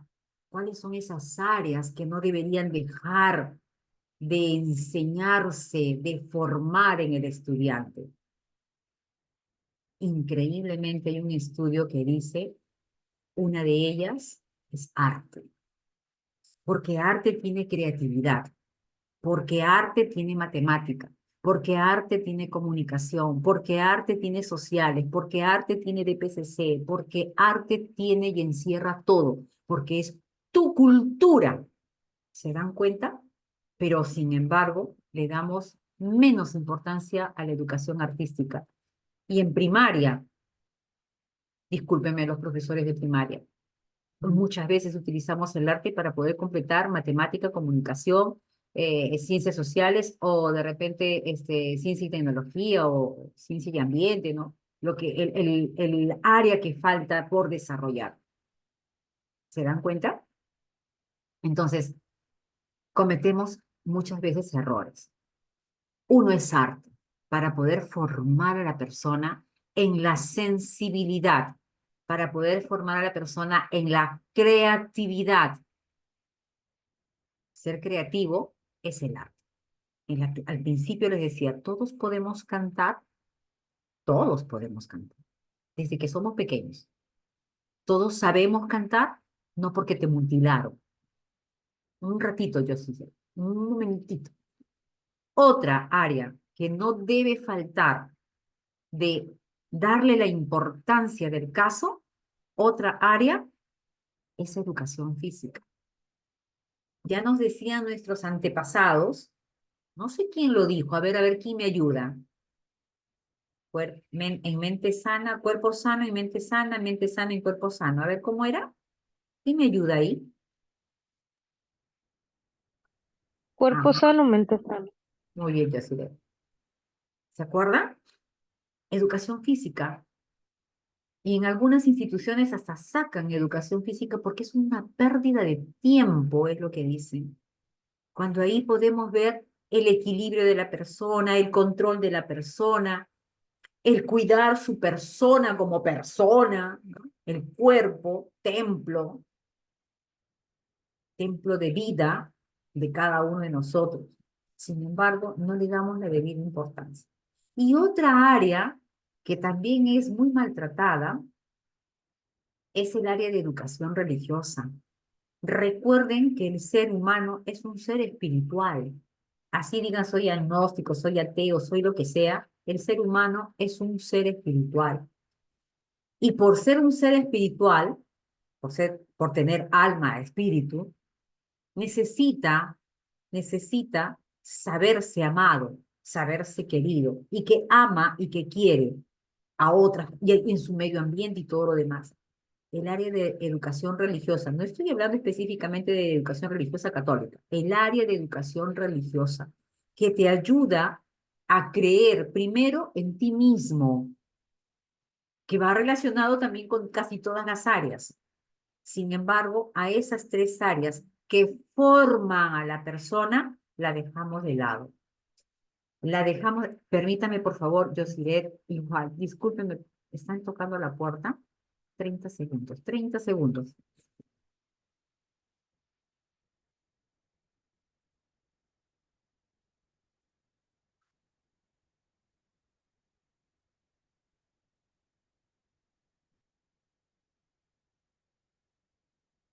Cuando no llegan, ya. Ok, yo iré. A ver. Sí, yo creo que uno de los mayores retos que tenemos en la educación, y no nada más hablo en el Perú, sino a nivel mundial, ¿no? Es que incluso los profesores de áreas tan importantes como arte, como religión, como usted lo dice, como deporte, de PCC, que muchas veces son dejadas de lado, ellos ni siquiera saben la importancia, los profesores ni siquiera saben la importancia del área que imparten y lo transversal que es su área, ¿no? Porque, por ejemplo, yo soy profesora de ciencias. Y en una oportunidad, en Venezuela, trabajaba en un colegio del bachillerato internacional y fusionábamos ciencias, química con arte, fusionábamos química con religión, con desarrollo personal, ¿no? Que era tan importante y tan bonito y los estudiantes entonces valoraban y eran estudiantes integrales. Acá el problema yo creo que radica en que los profesores no saben la real importancia del área que dictan y no tienen el interés realmente de trabajar en equipo y de transversalizar la educación. Efectivamente, yo iré. Pero para eso está el gestor. Y el gestor es el director, el subdirector. El gestor es el que debe decir cuál es la forma, la metodología, eh, la gestión educativa, pedagógica que van a llevar, cuál es la metodología que va a utilizar el colegio, la institución educativa, para poder realmente realizar esa educación por competencia. Y cuando hablamos de ello, estamos hablando del ABP, del aprendizaje basado en proyectos, donde se fusionan precisamente varias áreas. Y sabremos todos qué cosa es un aprendizaje basado en proyectos, sabremos hacer ese tipo de proyectos, ¿no? Claro, no todos los profesores, ya, estamos escandalizando. Algunos profesores, porque algunos sí sabemos la importancia de nuestra área y la valoramos y hacemos que los chicos quieran y se enamoren de lo que nosotros estamos transmitiéndoles a ellos y formándoles a ellos, ¿no? No todos, no seamos también extremistas, la gran mayoría, pero no todos. Entonces, cuando hablamos de esta evaluación del desempeño afectivo, es precisamente el valor, les pongo un ejemplo, el valor de la responsabilidad consigo mismo, con su institución, cuando asiste puntualmente a clases, cuando termina sus tareas, cuando cumple el tiempo con los trabajos asignados, ¿no? El valor de la responsabilidad, el saber, el trabajo colaborativo que se le puede dejar dentro del aula cuando trabaja de manera grupal. Entonces, esas cosas son muy importantes dentro de lo que es nuestro sistema educativo y sobre todo para lo que es la parte de la evaluación del desempeño afectivo. Dime, Yanina. Sí, recordar también como docentes que si bien el trabajar dentro del aula, dentro de nuestras competencias, en nuestras aulas, no nos deja de que lo hagamos fuera de ella, ¿no? Muchos docentes nos olvidamos de que es algo integral, ¿no? Debido a que puedo, muy bien, entra a mi aula, lo saludo en mi aula, pero ¿qué pasa fuera de las aulas? ¿No? Muchas veces estamos conversando con el colega, el alumno pasa, ¿no? Y de repente nos saludan y no lo saludamos. Entonces, hay mucha importancia en eso, ¿no? Fuera de las aulas también, hasta luego chicos, ¿no? El que ellos sientan la empatía que nosotros estamos reconociéndolo también, ¿no? Yo creo que es mucho, el docente es un modelo, creo yo, ¿no? Que igual que los padres, ¿no? Cuando trabajamos en valores y como digo, la competencia transversal, es trabajar en el área, pero hay que trabajar siempre, y siempre lo voy a decir desde que lo aprendí de una especialista, el lado de la dignidad del niño, ¿no? Si el niño aprende realmente lo que es digno y que sepa, ¿no? Algo que de repente muchos no sabíamos, e incluso yo me incluyo, ay, digno, digno, pero realmente el saber que no necesito que me miren, ¿no? Para que yo me sienta digno, o que otro me diga, ah, qué digno que es, sino que realmente yo misma me corrija y haga las cosas bien por ello, ¿no? Pero sí es importante que un docente recuerde eso, no es docente solamente porque hizo la competencia, porque evaluó, sino porque realmente hace el seguimiento en todo momento de aulas, dentro de aulas. Gracias, Yanina. Muy cierto. ¿Qué tenemos que hacer en la evaluación de ejecuciones? Evaluar los desempeños. Y para evaluar los desempeños hay que decidir qué es lo que tiene que hacer el estudiante para que demuestre que realmente ha aprendido, o sea, se ha desempeñado a través de una tarea o de una acción y que ese desempeño se pueda verificar. Entonces, esa es una evaluación de ejecución. Tenemos que tener en consideración dos cosas, bajo las cuales, o sea, qué condiciones va a realizar de la tarea, ¿no? Bajo qué condiciones, mejor dicho, bajo qué condiciones va a realizar la tarea que debe ejecutar. Y la otra, el grado de eficiencia o nivel mínimo del dominio del estudiante para que pueda evidenciar su desempeño.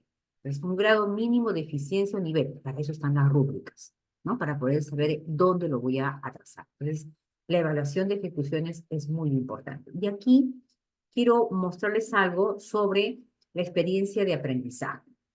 Hablaban de ciencia y tecnología, muy bien, aquí les tengo de ciencia y tecnología.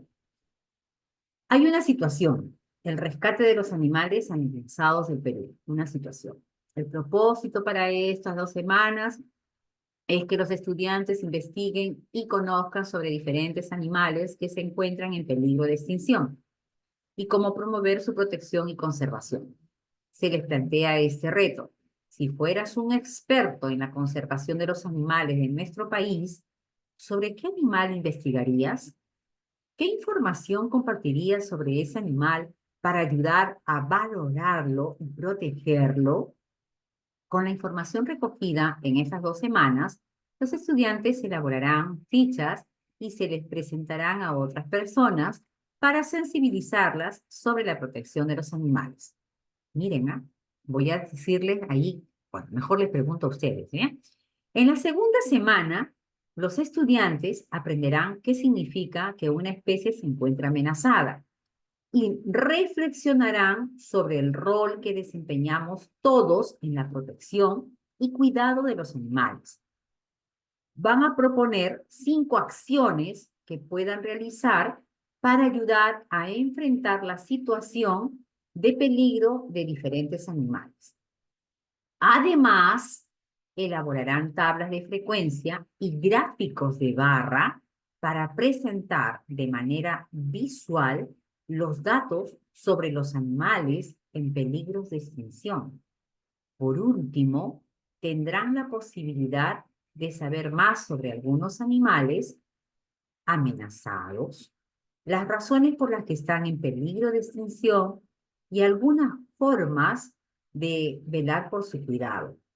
Con esta información van a elaborar algunas fichas para describir a los animales y proponer compromisos para cuidarlos. Si en el caso fuera posible, claro está, ¿no? No voy a poder cuidar las ballenas de repente porque no estoy en el mar, pero ¿qué podría hacer, no? ¿Cómo podría enviar? Entonces es el área de ciencia y tecnología y explica el mundo físico basándose en conocimientos sobre los seres vivos, materia y energía, biodiversidad, tierra y universo. Comprende y usa conocimientos sobre los seres vivos, materia y energía, biodiversidad, tierra y universo. Evalúa las implicancias del saber y del quehacer científico y tecnológico. Acá hay docentes de ciencia y tecnología, entonces saben a qué competencia y qué capacidades me estoy refiriendo. Una evidencia de aprendizaje. Dice, elabora una ficha sobre un animal que eligió del grupo de animales en peligro de extinción. En la ficha va a dibujar el animal, escribe sus características, el área natural, donde vive y propone diferentes maneras de cuidarlo. Está aquí en todo lo que hemos leído. Esa va a ser mi evidencia de aprendizaje. Gladys, ¿deseas opinar algo?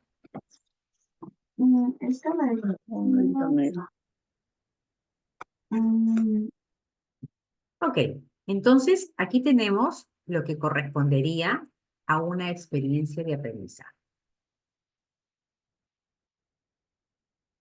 lo voy a relacionar con el estándar, la competencia y los criterios?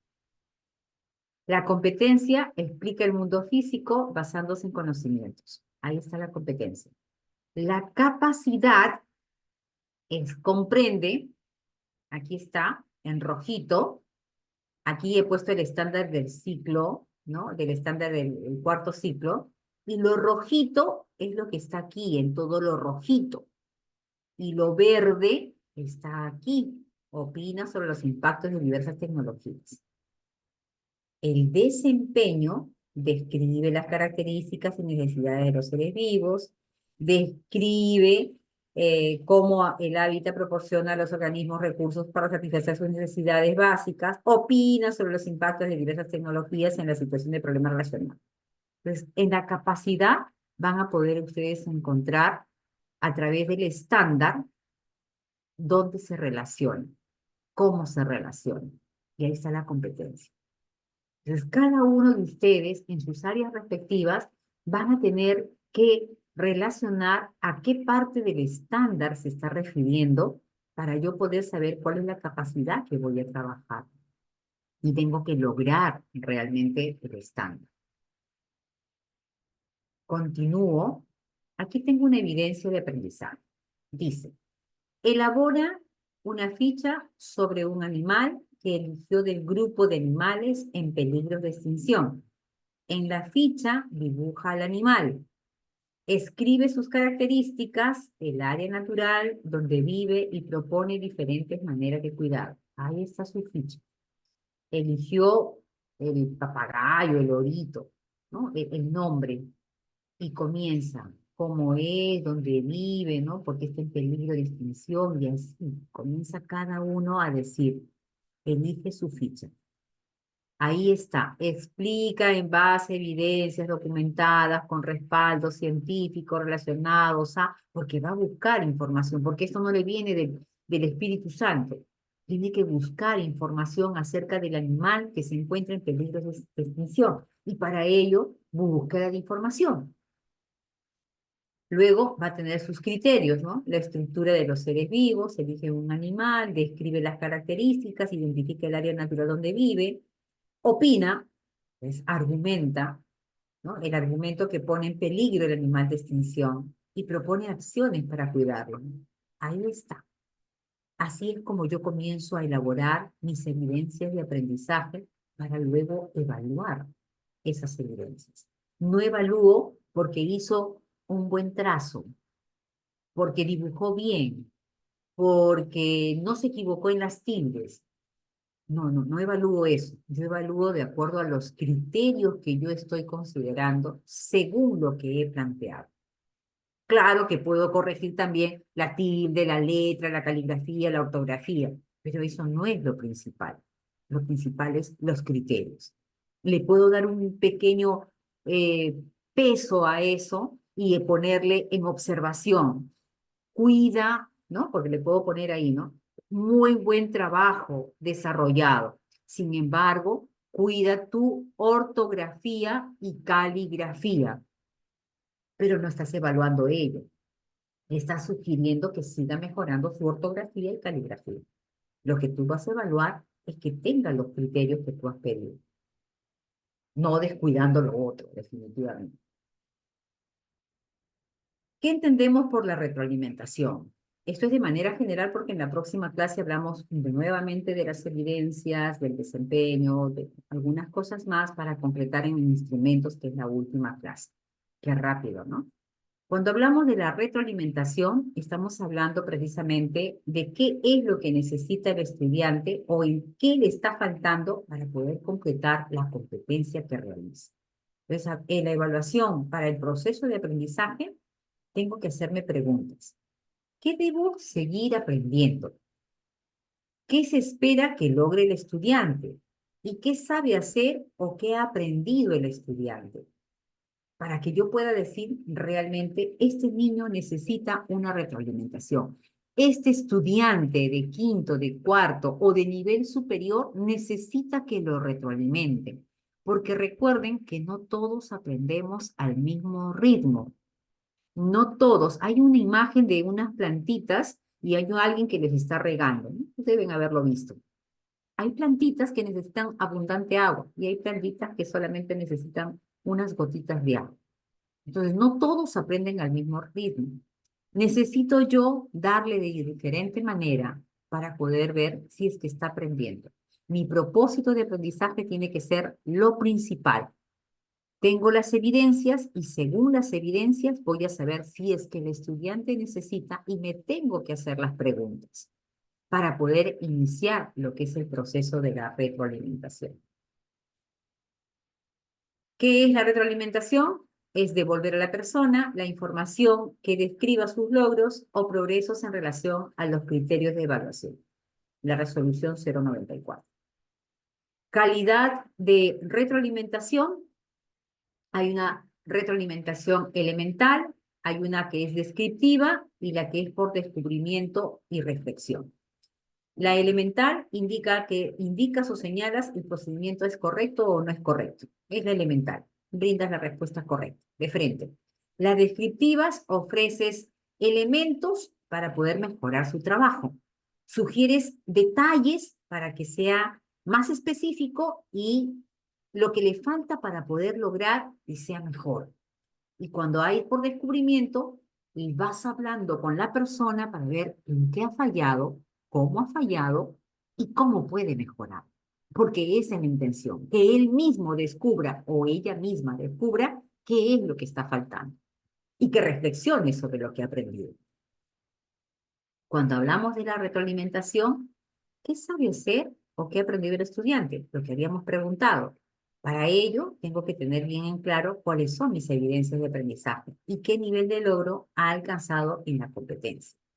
Estas experiencias que se van a plantear tienen dos condiciones fundamentales que demandan emplear las competencias, que no puede ser en un periodo tan largo por su complejidad. Las competencias las tengo que fragmentar para que pueda él entender a través de las capacidades, destrezas o habilidades, para que se logre la competencia. Y la medida de lo necesario y lo posible reproduzcan o reflejen la realidad en la cual está. Ahí está la implementación, la 094, que es el proceso de retroalimentación. Y aquí les hago, ¿no? ¿Qué debe hacer para seguir aprendiendo? Debo retroalimentar, debo decirle sus avances, sus dificultades, no se debe restringir a momentos específicos, cada vez que tengamos la oportunidad, ir dándole la reflexión, la ayuda. El docente debe evaluar si es efectivo o no la estrategia que está utilizando para la enseñanza, sino para que él también ajuste. Yo como maestro debo ajustar lo que estoy dando. Entonces, esta retroalimentación tiene que estar basada de manera formal o informal, escrita u oral, individual o grupal. Eso va a depender de cómo ustedes vean que el estudiante necesita el apoyo de nosotros mismos. Ya nos falta poco y ya estamos en la hora. La retroalimentación, entonces, debe organizarse en el monitoreo de los estudiantes, debe fomentar el uso del portafolio. Muchas veces no utilizamos el portafolio y el portafolio es riquísimo porque el estudiante ahí, en ese documento, en esas hojas, va a decir qué aprendió, cómo lo aprendió y qué necesita realizar para aprender. Ese es el portafolio. Muy bien. Entonces él mismo se tiene que ir dando cuenta. Ah, aquí aprendí esto, aquí dije esto y esto me sirve. Ojo, puede poner. Entonces ese es su portafolio de cómo va aprendiendo. Debe escoger y explorar los aplicativos que va a usar para monitorear y debe escuchar y evaluar y retroalimentar de manera formativa. ¿Cómo retroalimentar? De manera clara, saber valorar, expresar las inquietudes y hacer las sugerencias. Eso nos dice Daniel Wilson. Cuando los maestros, los estudiantes y las personas en general ofrecen y reciben retroalimentación, se recomienda la conversión, tenga en cuenta estos 4 pasos. Que sea claro, que sea valorativo, que exprese las inquietudes y que se hagan las sugerencias pertinentes.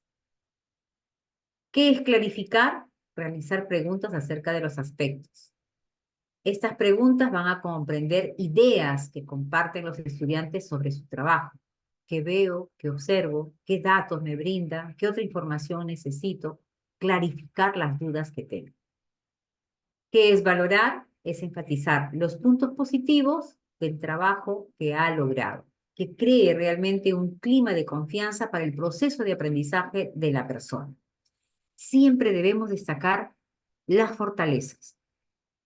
No estoy diciendo que no digamos cuáles son las debilidades, pero debemos rescatar siempre las fortalezas en positivo. En la educación antigua nos decían, siéntate o sentados. Entonces, cuando dicen esa forma, por ejemplo, de expresar, o cállense, ¿no? No estoy creando un clima de confianza. Estoy dando un ejemplo, ¿no? Un ejemplo que de repente sirve para todo este proceso, ¿no? Cállense. ¡Silencio! Se gritaba. Qué diferente es. Hagamos silencio, nos escuchamos, entonces valoramos a la persona y no estamos criticando o no le estamos diciendo que es un hablador o que es un bulloso, ¿no? Sino que hagamos silencio, todos nos escuchamos, ¿qué es lo que más nos importa? ¿Bien? Luego tenemos que expresar las inquietudes. ¿Y a qué se refiere con expresar las inquietudes? ¿Qué es lo más importante? ¿Cuáles esas inquietudes, o sea, cuáles son esas dudas que tengo? ¿No? ¿Cuáles son esas dudas que no me dejan realmente aprender? Mis preocupaciones, de acuerdo a las ideas que se tienen en cuestión. ¿Has considerado? ¿Quieres decir algo? Tal vez ya presentaste acerca de esto, pero podrías algo más que decir, ¿no? Crear también ese clima de confianza para que pueda expresar lo que está, la duda que está teniendo el estudiante. Hacer sugerencias. Sugerirle de manera individual o de manera grupal cómo resolver algunas dificultades que no ha identificado. Un momento, sugerirle no quiere decir, te has equivocado en esto, en esto, en esto y en esto.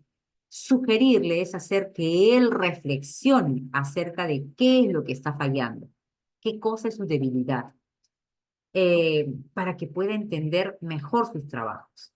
Debe establecer efectivamente líneas de acción para que él sepa tener una retroalimentación positiva.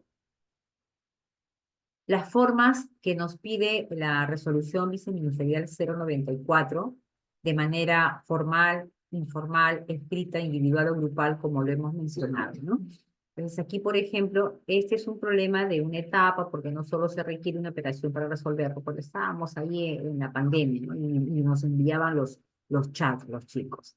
En la modalidad de instancia, podemos retroalimentar de manera sincrónica o asincrónica, utilizando los diversos medios, ¿no? Escrita individual.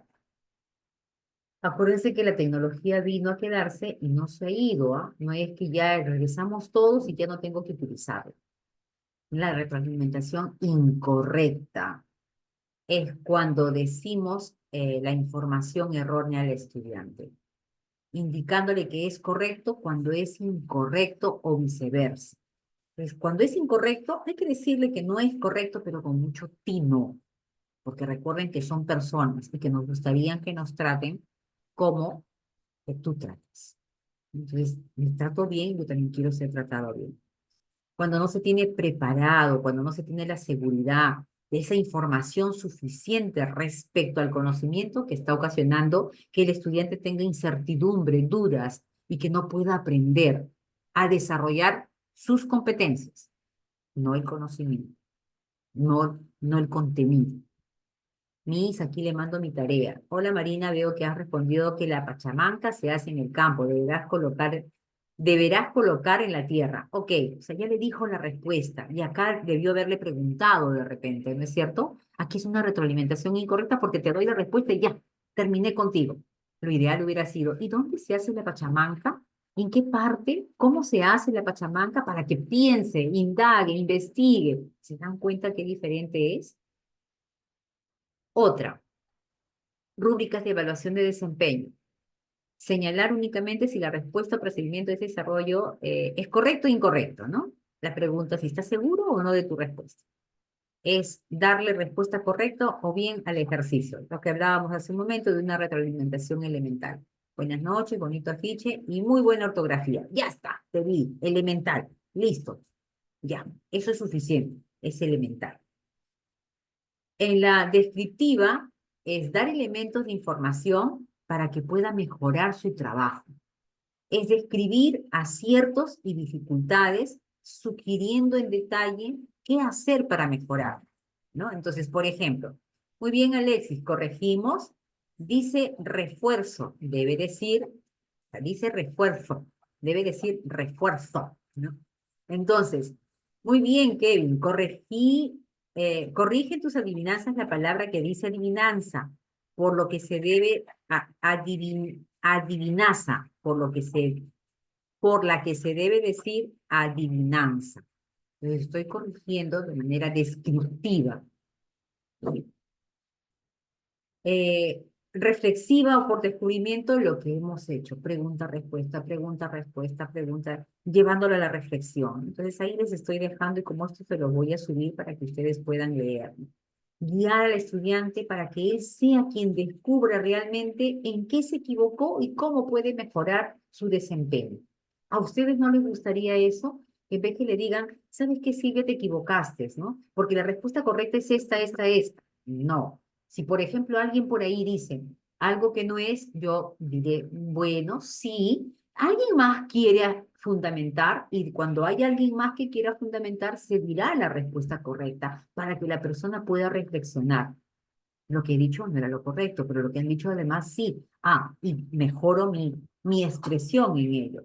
Considerar las respuestas erróneas de los estudiantes como oportunidades de aprendizaje. Recuerden que nadie es perfecto, que me puedo equivocar, pero para eso hay otra persona que me puede enseñar que me he equivocado con preguntas y respuestas para llevarme a la reflexión real. Y hay dos chats. La asistencia. Ok. Una consigna, una dinámica, sí. Muy bien, hasta aquí nos quedamos porque aquí dice gracias a cada uno de ustedes. Espero de verdad que les haya servido. La próxima es instrumentos de evaluación y un poco más sobre las evidencias y los desempeños para que ustedes puedan tener bien en claro y cómo podemos planificar en cada una de nuestras sesiones. Muchísimas gracias, muy buenas noches. Me pasé 10 minutos.